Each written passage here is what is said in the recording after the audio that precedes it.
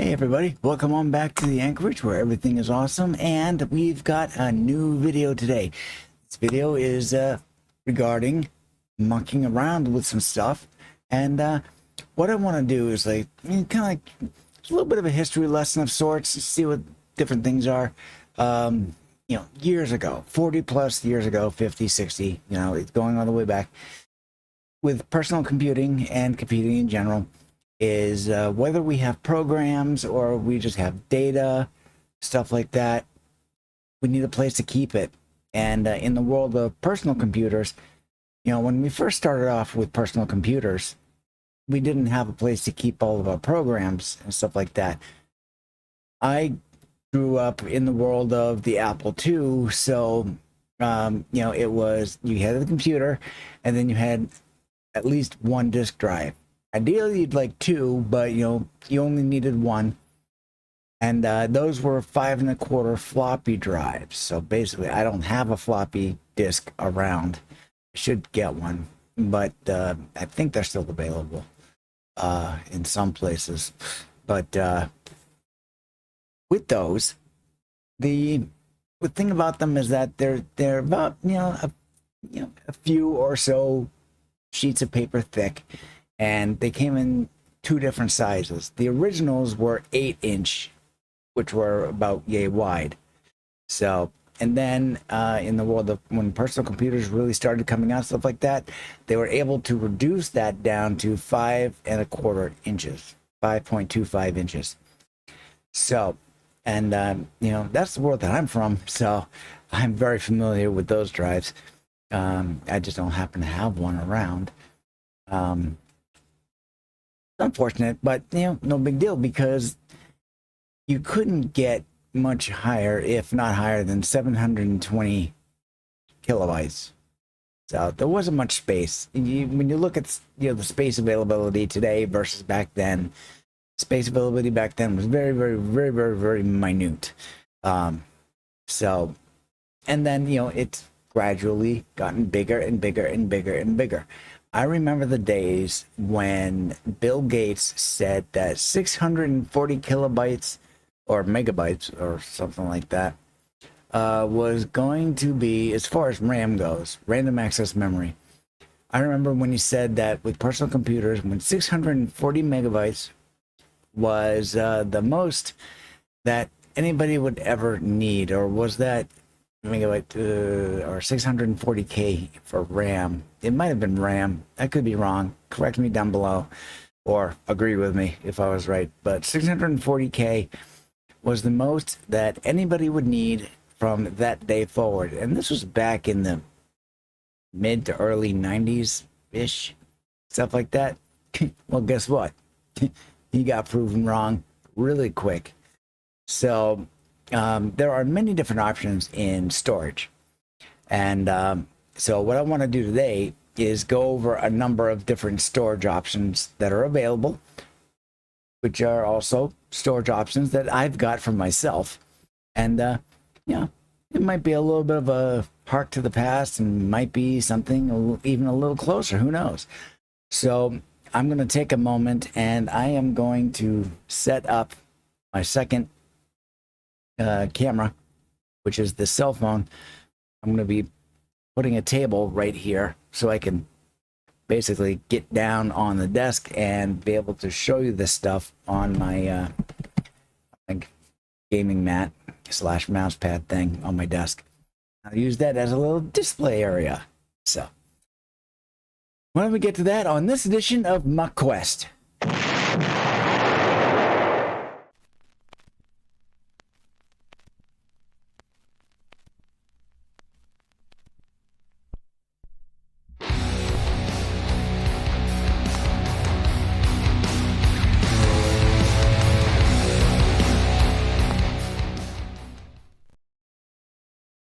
Oh, and what do you know? The battery went dead right in the middle of filming, so I got to do it all over again. Here we go.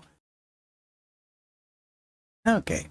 I had started to do some recording, however, the battery decided to die on me, so I had to, I've got a USB plug, cord plugged into the phone and into the computer so that I could continue with it. So let's give this another whirl. All right, so back in the day, we have this guy.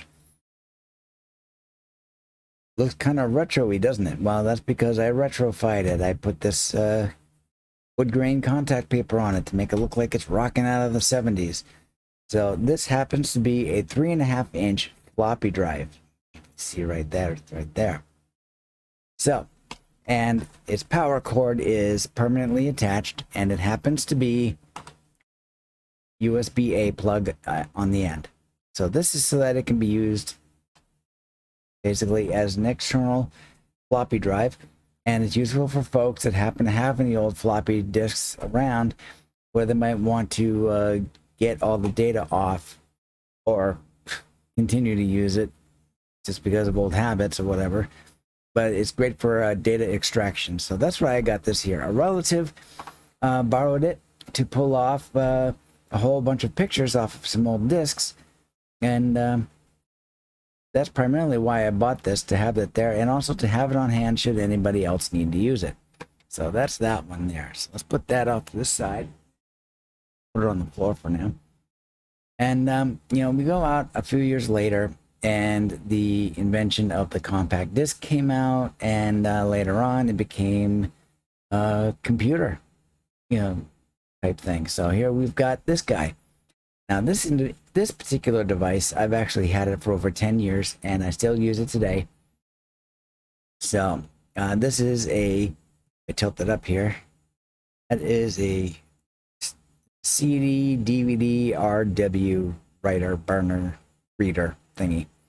And yeah, so I use this for my external optical drive, because in computers today, optical drives are not included. So if you want one, you gotta buy one. So I bought this one as an external. And I also have this here. This, of course, what is that? Well, that is a paper clip. This is so that, you know, if this isn't plugged in and I want to get it open, well, I can just find the hole and I can shove it in there and it pops open. So there we go. There we are. So yeah, that's that.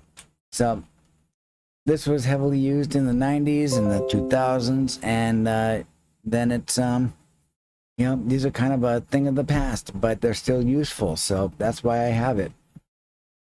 Yeah, whenever I happen to get a new DVD, I'll actually rip it. In other words, I'll take all the data off of it and I burn it into an actual media file that I can play on my Roku, and I store it on a, I call it a platter drive, but basically it's a spinning mechanical hard drive that I've got connected to it. So that's what I've got with that one there. So that is that. So, and then later on, you know, we came out with, let's say, like smart memory, smart cards, things of that sort. But we also came out with what this guy is. This is actually, if I can get a couple of pieces here. These are SD cards. You can tell it's an SD card. It's about, of course, that one falls on the floor. Get that. So, yeah. So this is an SD card. Very versatile, very small, very narrow.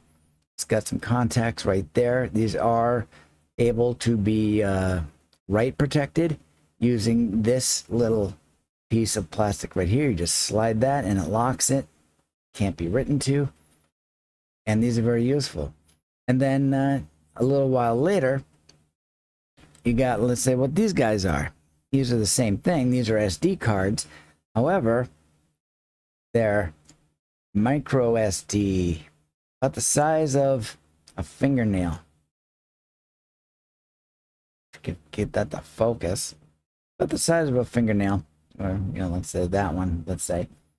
So, and these come in all different sizes, you know, and so I've gotten this one here.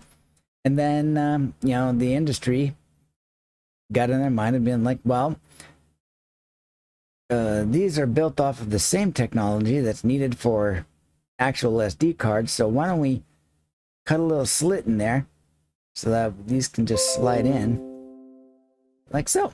And there we go. So that's that.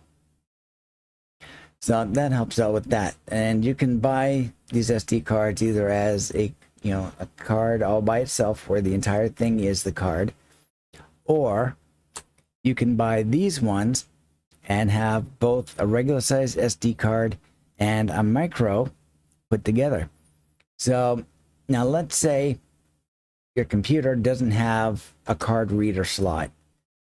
Well, with those, they decided, well, we're going to need some way to do it. They're not overly common, these card readers. They were for a while, but, as time goes on, it disappears. So that's where this comes in.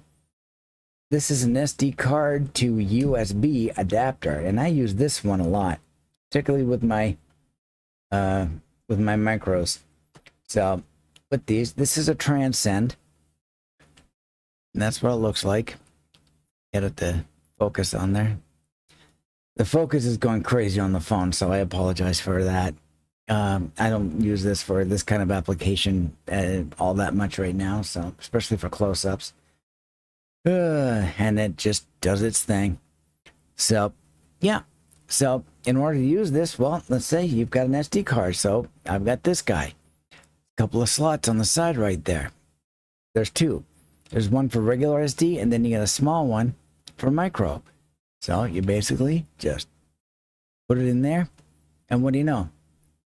You've got a makeshift USB drive. Take that one out. And let's see, where is this guy? I'm trying to look around to my cell phone to see what I'm doing. All right, so, and then we've got that, and we get that small one. We slide this one in like this, and there we go. So, makeshift USB. There we go. Now, these are used primarily in Raspberry Pi project boards and other project boards, things of that sort. And, I actually have a bunch of these. If I can grab it real quick. Excuse me. There we go. I'll grab that too. I've got a 4-pack of micro SD cards, and I've got one is missing because it's actually being used inside of Gefion right now for my Pi-hole instance. So there's that. This is a PNY USB stick, and it's 32 gigabytes. And just slide the cover over, and you can access it. Plug in, do your business, take it out, slide that over, be done with it. And those are still widely available today. So, moving on. Someone got kind of, I don't want to say nutty, but today you can make your own USB sticks. So that's what I did here with this one. This is a Silverstone, and it is an M.2 adapter inside of it. It's a PCB with an M.2 port on it, and it came with this little screwdriver, and there's 4 screws. So yeah, I'm doing this so I could actually show you the inside of it. There's 1, there's 2.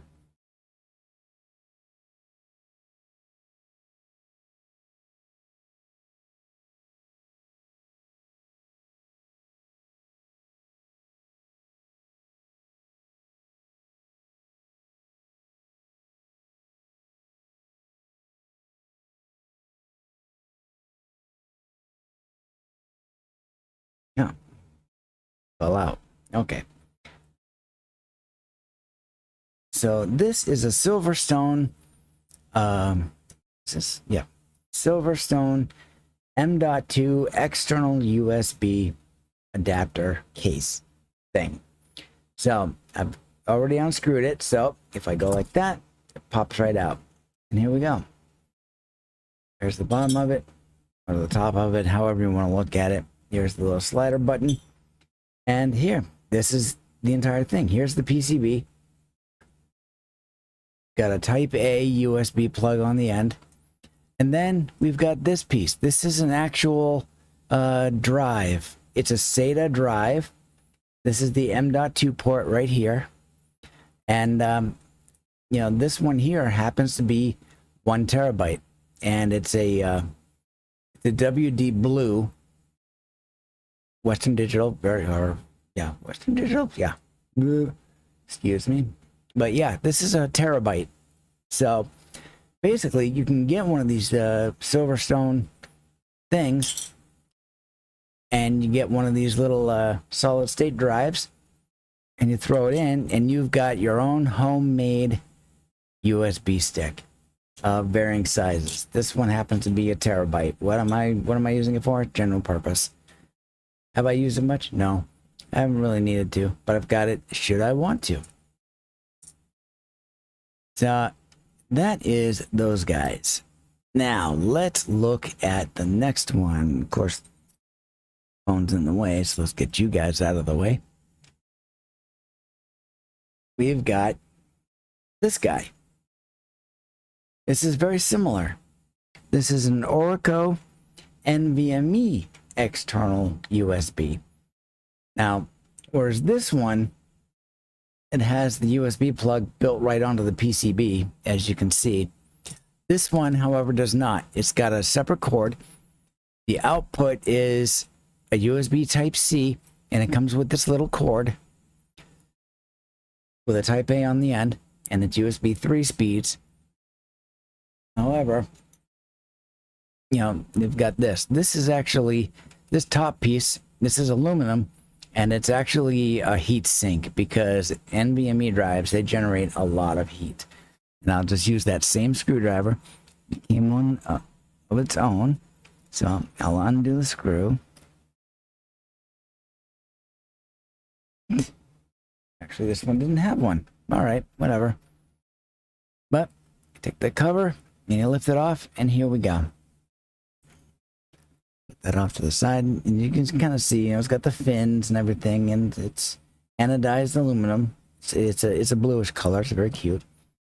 And I shake this. Here we go. Here's the PCB. There's the M.2 slot right there, and you know, there's the headpiece for the USB-C plug, and then you can put your NVMe drive right into here. And you can see I've got this little guy right here.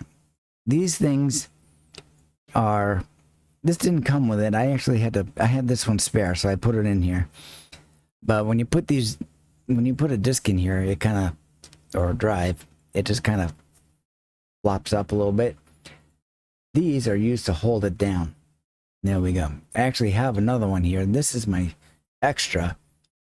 I've got that, and here is my main one that I've got, and it has an NVMe stick in it, and it is screwed shut. So if I can get that, yep, there we go. Awesome. All right, there's that. Get that open. Come on, you. I'm trying to reach my arm around.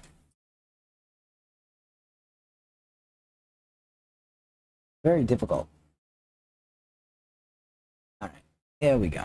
All right, so there's that. There we go. All right, pop that out, slide it out, and here we are. So as you can see here, see what happens? When you just get it into the port, it just flops up, and you have to use this to hold it down. And there we go. See? So, you know, so it's like, you know, what's the difference between NVMe and SATA? Well, NVMe is better. It's got better performance, better options, things of that sort. Now, if we were to look at this guy, I actually have to remove that screw to get the end off here.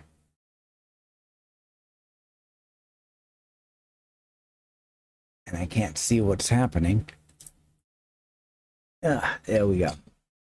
So this is the SATA. Now, how can you tell the difference between SATA M.2 and an NVMe M.2? Here, I'll put them next to each other. Right up at the top here, see the keying? NVMe has a long stretch, and then it has a gap, and then one little extra piece. On a SATA, you've got a little bit, you've got a cutout, then you've got a longer piece, and then a cutout, and then you've got a third piece.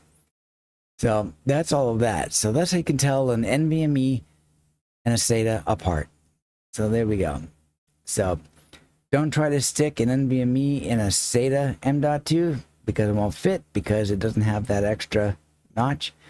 And don't stick a SATA in an NVMe slot unless it's actually designed to be able to handle it. I don't know of any that are like that, but they may exist. Let me know down below. So I've got those. So I already talked about that. And I already talked about all of that. All right, so let's push all of this out of the way. Sort of. What else can we have for storage? Well, in laptops, you can see these guys. These are hard disks. This one is a hard disk. It's a mechanical hard disk, and it came with one of my laptops. I'm not using it right now. I'm actually preparing it for the condo complex office. It's already been wiped and formatted, so, and I did it the right way. I actually filled it with ones and zeros, and that gave it a full wipe. So, and it's set up for NTFS. So, and this is going to be going into the new computer of the office. So I'm just waiting for when I'm getting the go ahead to go ahead and do that. But these are in laptops, and of course, you know, a lot of newer drives, commonly called solid state drives or SSDs. You know, they've been taking over in the world of mobile computing, laptops, things of that sort. This one is actually being used for, you know, it's mechanical. You know, if anything dies on it, it's going to be in the mechanics, and the data will remain on the disks, and then you would just move the disks out of this case into a new one, and that fixes the problem. So, or it should be as simple as that. That's the logical thinking of it. But, you know, these can also be used for external storage. Well, what do you need for that? You need something like this. This is an external drive enclosure. This is a USB 2.0 type. It uses a mini plug, and this is the status indicator. How it works is you just slide it open. There we go. See your connectors there? You got your SATA power connectors, and you got your SATA cord. And what you do is, well, you got to have the same connections available back here. And you just, basically, you just shove it in. And then you put the outer sleeve back on, slide it back on, like that. Boom. You've got a portable drive that you can bring on the run or anything like that. I use it for my own stuff here. I actually used this case to actually prep this drive for the condo complex office. So that's that. Now they have other versions of this and stuff like that. I actually have one here. It's this guy. So this just plugs into the end of the drive. It's a USB 3.0. You can tell from the plug in right there. So you can see that. And it just plugs into there. Now this one has no case. It's not meant to. How it's meant to be used, and I'll get that drive back, is you just basically match up connections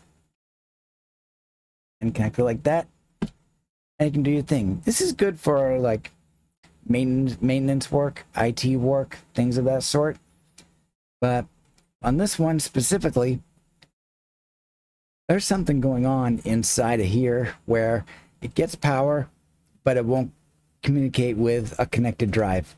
That's this one here. You know, it was made in China, so I just need to get a replacement. And these are fairly cheap. These are like less than $10. So I just need to get a new one because, excuse me, we have a much bigger item, which is that guy. That is a 5 1/4 hard disk drive. So it's chunking. It's huge. It's a mechanical drive, and I can tell because A, it's heavy, and B, you know, you got this rounded up area. It's because the platters are in this section here. And this section here is the mechanics of the motors.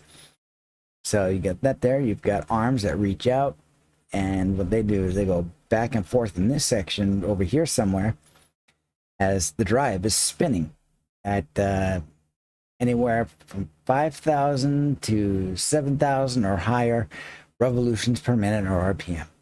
So this one is actually out of a Dell, what is it? Precision T3500 from an acquaintance and or a friend actually.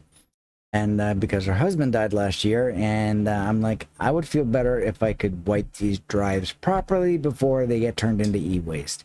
So she said, go ahead and take it. Well, she's like, if you can do something with it and actually use it, then go ahead and do that. And I know what I could use it for, so I'm going to hold on to it, but I'm still going to wipe this drive. This is actually 1 terabyte. And this was actually made in November of 2009. It says so right up here. And it's 1 terabyte, and that's indicated right here. And it's a Hitachi. So, will it still work after 15 years? More than likely. It's a mechanical drive. Mechanical drives have better longevity than SSDs, to my knowledge. And I could actually use this. Am I going to? Possibly. When am I going to do? I have no idea when I'm going to do that. But, you know, having that little extension piece, you know, if I have this extension right here, what I can do is, if I can find it, there it is. I take this, plug this in right here, and plug it into my computer, and I can go ahead with my wipe. Now, of course, I tested this out earlier, and that's where I discovered the power issue somewhere inside of this portion. Power's not getting from here to here, or it's not communicating. So, yeah, Chinese piece of junk. So I'll just get a new one. So that's that. Sorry. And yeah.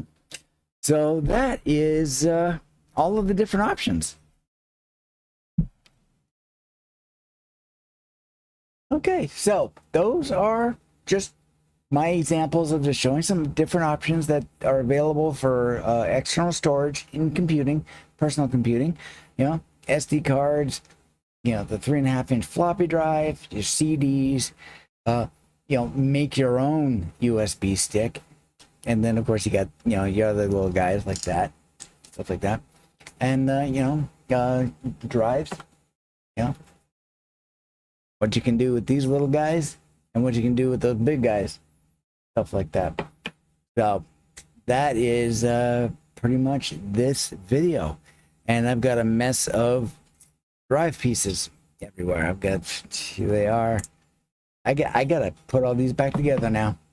So I'm gonna do that. So thank you very much for coming along. Comment, like, and subscribe as always, and we will talk to you later. So thank you very much. Skál and drink to victory.